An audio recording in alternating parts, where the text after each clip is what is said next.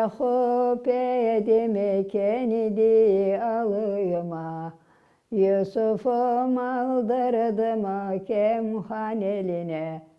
Allah'ın ismi var idi diline, ağlar Yakup ağlar Yusuf'um deyip.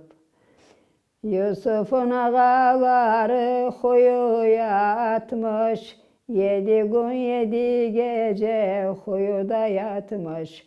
Allah'ın emrinle Cebrail'i tutmuş, ağlar Yakup ağlar Yusuf'um deyip. Bir bazirgan geçerken onun yolundan, Yusuf'u çıkarmış sulu huyudan. Koturup Mısır'a eylemiş sultan, ağlar Yakup ağlar Yusuf'um deyip.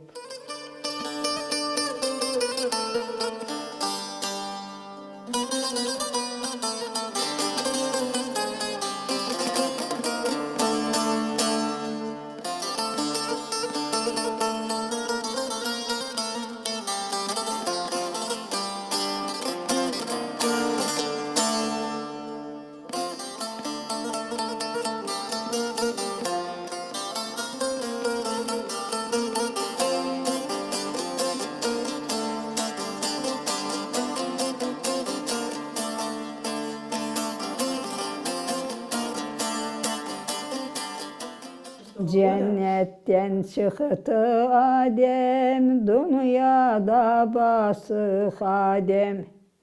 Onu söyleyen erdem, la ilahe illallah, la ilahe illallah. 4 kitapta yazılıdır, harflerde gezilidir. Söylenecek söz budur, la ilahe illallah, la ilahe illallah.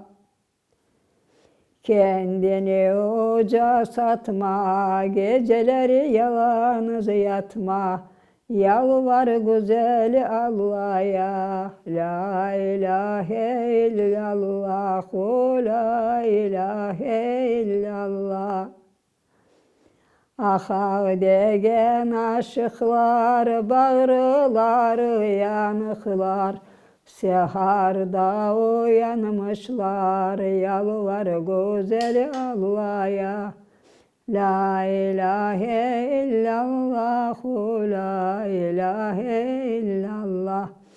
Allah'ım biridir, Muhammed'im haktır, Müslümanım elhamdülillah, elhamdülillah. Tövbe günahlarıma ettim estağfirullah.